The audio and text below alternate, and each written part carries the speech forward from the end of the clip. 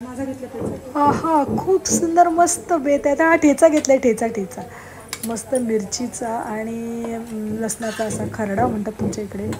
आणि हे खोबऱ्याचं वाटण जे असतं ना ते थोडं तेलावर फ्राय करून ते आणि मस्त वांग्याचं स्पेशल नैवेद्य आहे. आज खंडोबाचा दिवस आहे तर खूप छान मस्त असतं वांगा, बाजरीची भाकरी, पापड असं छान मस्त आपण नैवेद्य दाखवणार आहोत.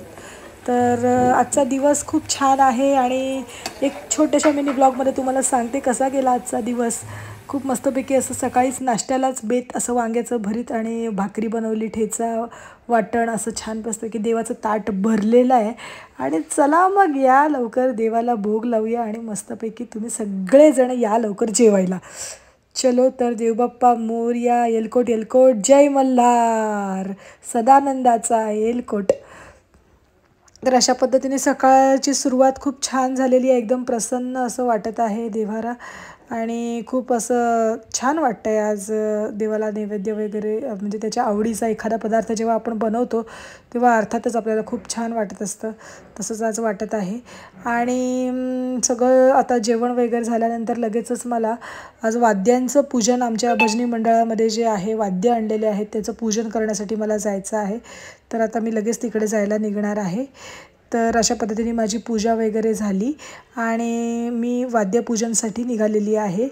तर वीरासुद्धा माझ्यासोबत आज आली आहे आणि आम्ही इकडे वाद्यपूजनाला इथे बघता आमच्या ग्रुपमधल्या सगळ्या महिला आहेत ज्या इथे बसल्या आहेत आणि एक एक जण मिळून वाद्याचं पूजन करतो आहेत. हार्मोनियम, वीणा, त्याच्यानंतर 10 काशाचे टाळ भेटलेले आहेत. त्याच्यानंतर हे पखवाज आहे भेटलेलं, पुन्हा परत हे ग्रंथ आहेत, गाथा आहे. तर अशा संपूर्ण वाद्यांचं इथे पूजन आज आम्ही केलेलं आहे आणि हे सर्व करून मला खूप छान प्रसन्न वाटत आहे.